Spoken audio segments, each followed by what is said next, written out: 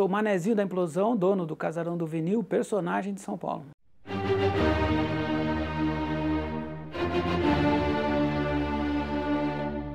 A minha infância eu passei aqui na Moca, uma infância privilegiada, né? Numa época em que as crianças podiam ficar soltas pela rua. Minha mãe, ela só tinha duas recomendações para mim, né? Chegar na hora da janta e na hora do almoço. Fora isso, a gente tinha toda a liberdade e não podia ter reclamação. Se tivesse alguma reclamação, ela dava uma educação um pouco heterodoxa, mas aparentemente parece que deu certo, né? A adolescência também na Moca, já correndo um pouco por outros bairros. Eu gostava de ir muito no centro, em sebos.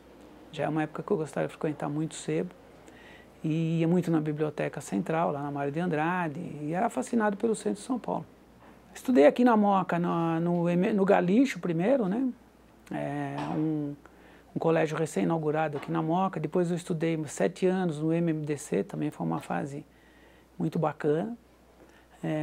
Nesse intermédio aí eu fiz 1 ano no Dom Bosco, que foi uma passagem também muito legal. Eu tive a oportunidade de identificar algumas qualidades, né, pessoais, por conta de um padre lá que viu que eu tinha uma certa vocação, né, para oratória, e me escalou para rezar uma missa lá no Liceu Coração de Jesus, vestido de padre, uma missa que hoje seria um stand-up, né, modernamente falando. Eu rezava uma missa de forma humorística, né? Tinha 11 anos apenas, então já estava, de certa forma, identificando essa veia aí com alguma facilidade de comunicação. Depois do MMDC, acabei fazendo vestibular, como todo mundo. Tive o privilégio de entrar na Poli, lá na USP. Escolhi Engenharia de Minas e acabei definindo, através dessa escolha, a minha trajetória profissional. Quando eu me formei, eu já era estagiário no IPT de São Paulo, lá da USP, né, Instituto de Pesquisas Tecnológicas, e tive o privilégio de, quando me formei, fui trabalhar em Tucuruí. Tucuruí é uma barragem, a maior barragem brasileira, né? Primeiro é Itaipu, mas ela é binacional. A maior barragem do Brasil é Tucuruí. Então eu tive a sorte de trabalhar com os papas da engenharia que tinham passado por Itaipu. Então eu era recém-formado. Então Tucuruí para mim representou um berço de ouro, né? Uma oportunidade única na minha formação. E a partir daí eu tive um reconhecimento profissional muito grande no mercado. Aí fui procurado por outras empresas e acabei indo trabalhar na Britanite, que é uma fábrica de explosivos. E fui responsável pela área de minerações e barragens no Brasil inteiro. Então eu tive a oportunidade de viajar o Brasil inteiro, conhecendo várias vezes o país, mas não como um turista, como um profissional e ao mesmo tempo fazendo um turismo, mas um turismo diferenciado, aquele que você tem a oportunidade de conhecer aquelas regiões mais ermas, mais distantes, com a implantação de projetos novos, onde você não tem nada, não tem infraestrutura. Então você chega e tem que montar uma barraca, enfim. Passa por todas aquelas etapas de implantação do empreendimento, que é a parte mais sofrida, mais sacrificada, mas também aquela onde você tem mais história para contar, né? Ao mesmo tempo eu tive a oportunidade de conhecer o engenheiro Hugo Takahashi, né, o falecido Hugo, que já era uma pessoa que tinha uma expressão muito grande na área de engenharia por conta das implosões. Ele tinha participado da primeira implosão no Brasil, no Mendes Caldeira, lá na Praça da Sé. E eu o conheci na Ferrovia do Aço, em 1982. Passei a conviver com ele, depois da assistência, né, por conta da minha atividade na Britanite. Começamos a ter um relacionamento muito forte e aí eu passei a ser consultor dele e ainda assim prestando serviço para a Britanite. Essa situação inverteu depois. Eu fui trabalhar com ele e fiquei como consultor da Britanite. E aí minha vida teve uma guinada, né, extraordinária, profissionalmente falando. Eu tive o privilégio de conviver, de aprender muito com ele. Uma trajetória que incluía diversos desafios, né, na minha vida profissional. E ele era um profissional muito reconhecido no meio, né?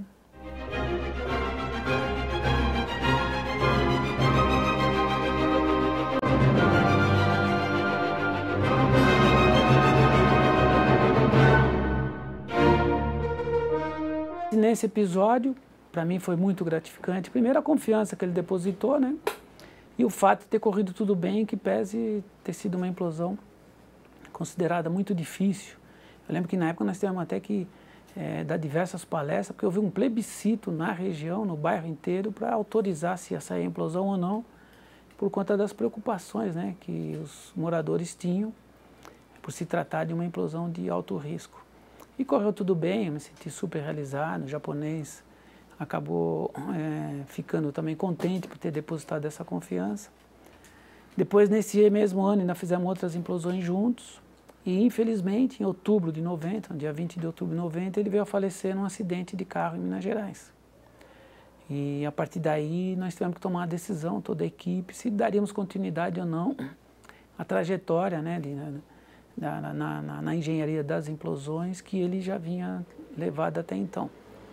Isso foi feito, em que pese toda a nossa limitação, né, com relação à ausência dele, o que ele representava como líder do grupo, como uma pessoa de uma capacidade extraordinária. A gente deu continuidade a esse trabalho, mantendo até a hegemonia por muitos anos, né? E a partir de 2002, esses trabalhos eu tenho direcionado mais na área de consultoria para diversas empresas e, felizmente, conseguimos honrar o nome dele com também trabalhos que tiveram repercussão a nível internacional e repercutiram muito no Brasil, como foi o Carandiru, por exemplo, né, em 2002, pavilhões 6, 8 e 9. Em 2005, pavilhão 2 e 5, o Palace 2 em 98. O presídio da Ilha Grande foi a primeira implosão no estado do Rio de Janeiro, em 94. Depois vieram o estádio da Fonte Nova, o prédio da TAM, e mais de uma centena, né, de prédios e pontes e estruturas especiais, onde a gente, com humildade, né, mas com bastante determinação, conseguimos elevar o nome dele, e sempre que eu posso eu resgato a memória dele como uma homenagem por tudo que ele representou para mim, para a nossa equipe, o que representou para a engenharia brasileira.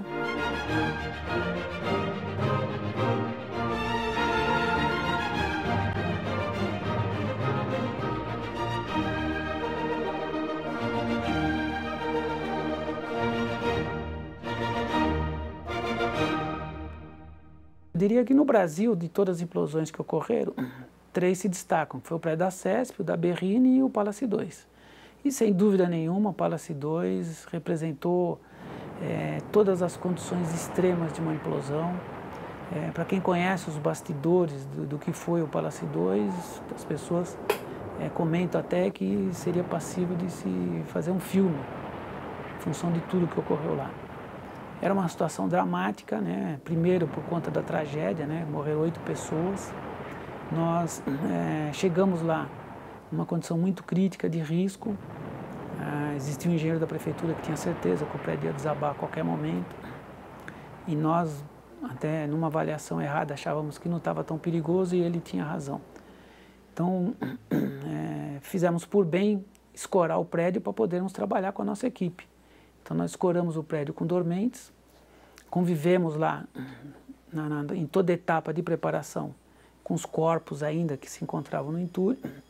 E o nosso desafio era implodir o prédio na vertical, para que não caísse entulho sobre os corpos da tragédia, que não ocasionasse danos, né, nas estruturas vizinhas, e que o prédio caísse, como eu disse, na vertical, né, em que pese todas as dificuldades que se apresentavam. Nós trabalhamos apenas 5 horas lá, porque o prédio ameaçou desabar em cima da gente, então nós abandonamos. O que seriam 2 andares de preparação para colocar explosivo, nós só pudemos trabalhar em menos do que 1. Então eu não podia dar garantia do sucesso, né, da implosão. Alertei a prefeitura. Marcamos a implosão para um sábado ao meio-dia, aí o prédio ameaçou desabar em cima da gente, tivemos que antecipar para as 10h30. Não pudemos carregar o prédio todo, numa das fugas eu perdi meus documentos lá, enfim. Quando foi 9h20 que o prédio ameaçou desabar, eu procurei o coronel da Defesa Civil e falei, coronel, nós vamos ter que implodir com o que tem, porque senão a situação vai ficar praticamente inviável de se executar a implosão e com um transtorno para todos os 14.000 moradores que estão em volta e retirados de seus apartamentos. Foi a maior operação de defesa civil já executada no Brasil. Ele olhou no relógio, era 9h20, falou, pô, eu preciso de pelo menos 1 hora. Então eu falei, então 10h30 a gente derruba. Então ele fez a retirada de 14 mil pessoas, eram 18 prédios, e às 10h30 nós implodimos o prédio, né? Então, se você olhar na internet, aí, no YouTube e tal, você vai ver a implosão, o depoimento que eu dei logo em seguida, um depoimento emocionado até, por conta de toda a pressão que houve. Havia muita comoção, os riscos eram muito grandes, eu convivi com situações extremas. Na quinta para sexta-feira, os pilares remanescentes, eles explodiram, e o que segurou o prédio foram aqueles dormentes que nós colocamos como medida de precaução, e a atitude tinha sido correta. E quando eu descobri isso, que me passaram a informação que os pilares tinham explodido, eu simplesmente procurei um canto lá, escondido, e comecei a chorar, porque eu me dei conta que toda a nossa equipe tinha corrido risco de vida no dia anterior. E aquele engenheiro, o Dr. Vitor, da prefeitura, que foi o responsável por salvar nossas vidas, né? Então foi um evento muito marcante, né? Eu considero, ao mesmo em que pese toda a parte da comoção e tudo mais, foi o maior momento da minha vida, profissionalmente falando, porque nós tivemos a oportunidade de ajudar a comunidade numa situação de risco, né? E do ponto de vista do desafio técnico, foi o maior desafio, porque em nenhum momento nós nos deparamos, eu acho que no mundo inteiro não houve uma situação semelhante à do Palácio 2, e felizmente correu tudo bem.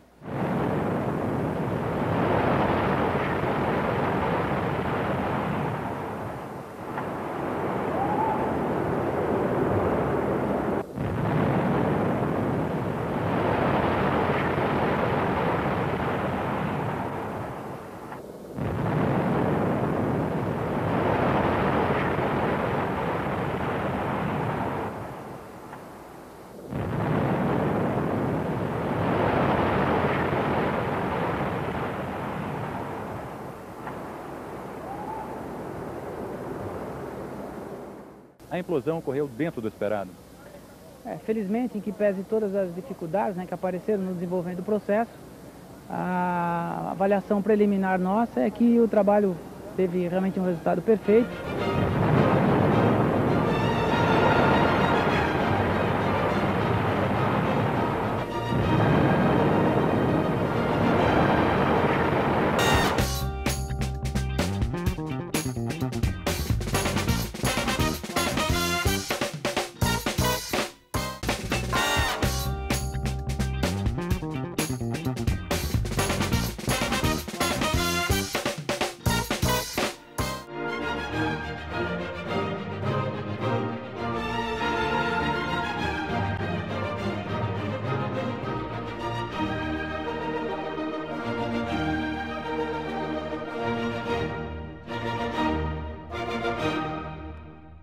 Na verdade, eu tinha em 2000, eu estava construindo uma pousada com material de demolição, e eu fui no leilão da Avon para comprar uns lençóis para essa pousada que estava em construção, e eu acabei me entusiasmando lá e comprei um lote de roupas femininas, 5 carretas, não tinha onde colocar, e acabei cometendo essa loucura.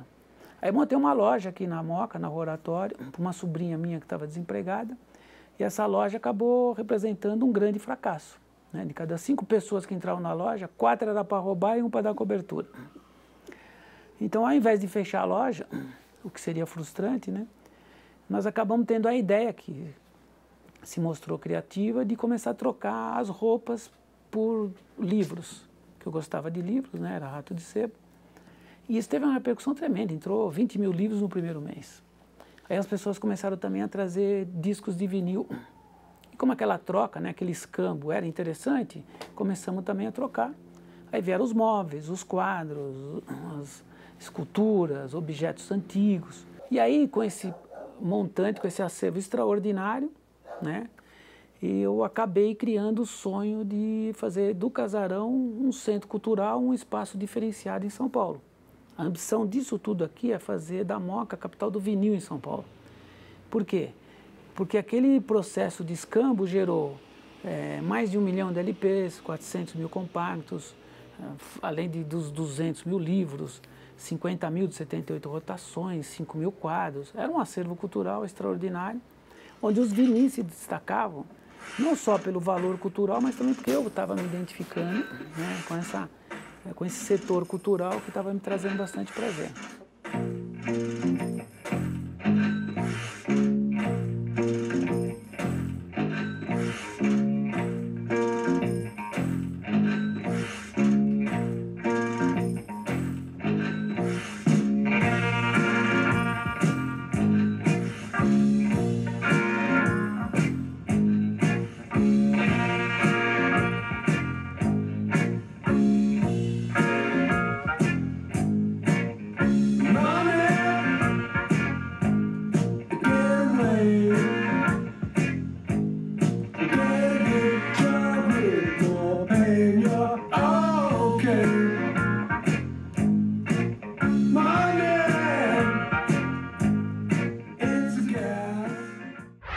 Então o projeto do Casarão, ele foi implantado a partir do ano passado, depois de uma experiência gratificante, que foi o Feirão 1 milhão de LPs, lá na loja da Rua da Moca. Nós quisemos sentir o comportamento do mercado com relação à receptividade das pessoas quanto ao vinil. E a ideia de antecipar o projeto do Casarão, com toda essa ambição, né, de fazer da Moca a capital do vinil em São Paulo, foi a partir da tentativa, né, de avaliar o mercado e de divulgar a cultura do vinil, através de um feirão que nós implantamos lá na outra loja na Rua da Moca. O Feirão 1 milhão de LPs, que teve uma repercussão tremenda em São Paulo. Nesse feirão a gente instalou o primeiro feirão anual, né, de vinis, e foi um sucesso.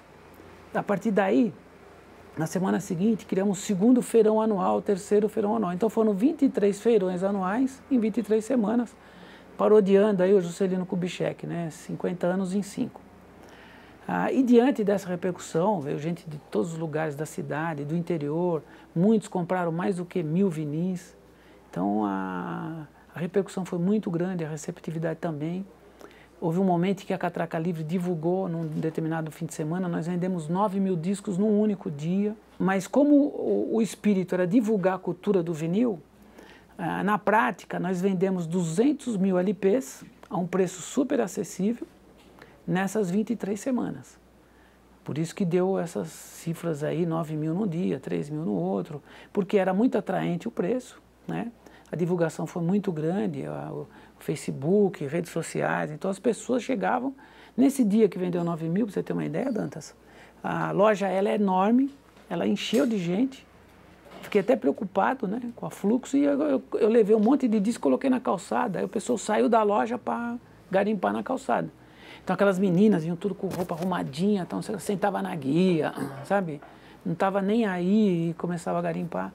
Então foi um movimento extraordinário durante esses quase 6 meses aí de feirão, onde serviu, primeiro, para divulgar a cultura do vinil, que era um dos objetivos principais, né? Alavancar a implantação do Casarão e, acima de tudo, mostrar que o vinil não é um modismo, né? Não é uma coisa que está um movimento vintage ou nostálgico. O vinil realmente é uma mudança cultural fazendo com que ele venha para ficar de vez por conta da atuação dos jovens, né? Porque os jovens é que estão reconhecendo no vinil uma mídia extraordinária que na verdade nunca foi, né? Não é a volta do vinil, né? Tem uma mulher até comentou, pô, mas não tem volta porque o vinil nunca foi.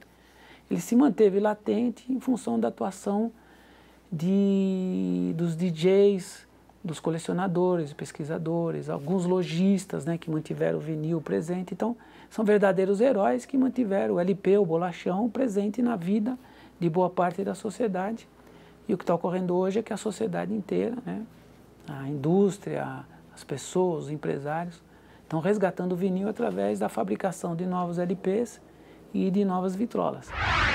Para o leigo, essa diferenciação, para a garotada, ele já até percebe essa diferenciação e tem um certo prazer na hora de escutar um LP, um bolachão, né?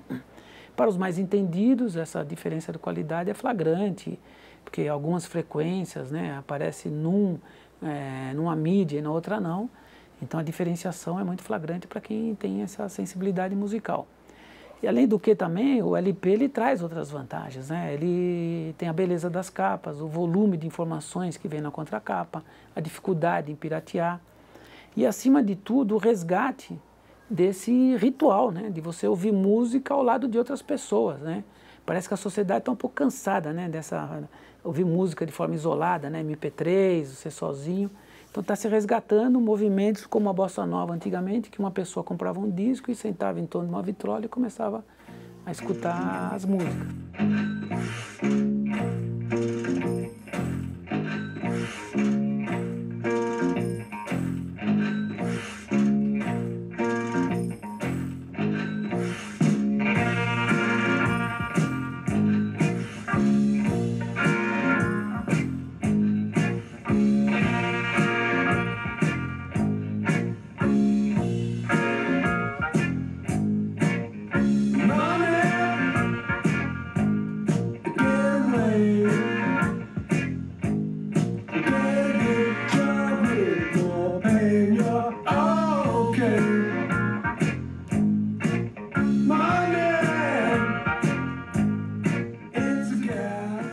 O Eliphas Andreato é um ícone na beleza, na qualidade das capas.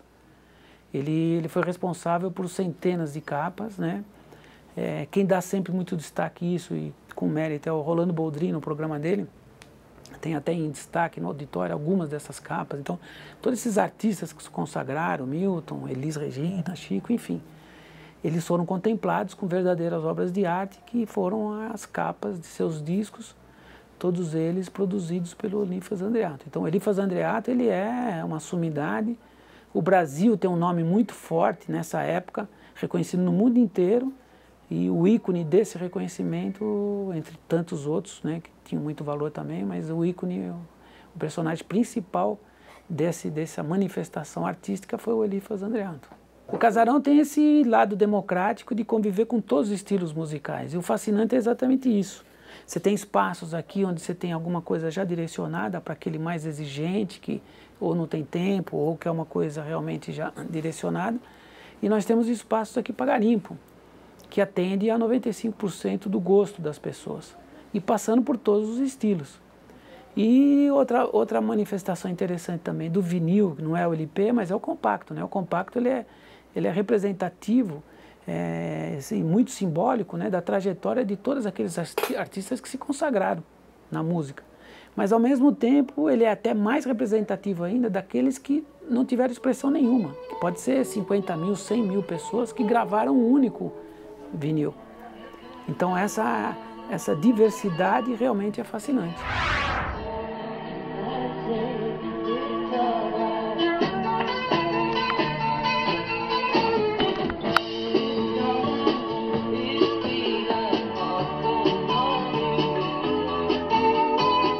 Na verdade, em que pese muitas matérias, né, toda essa divulgação, teve sempre muita mídia espontânea, né, em cima do feirão, em cima do casarão, muitas vezes abordando a figura diferente, né, uma pessoa que trabalha com implosão, completamente diferente do vinil, dois personagens completamente distintos, né.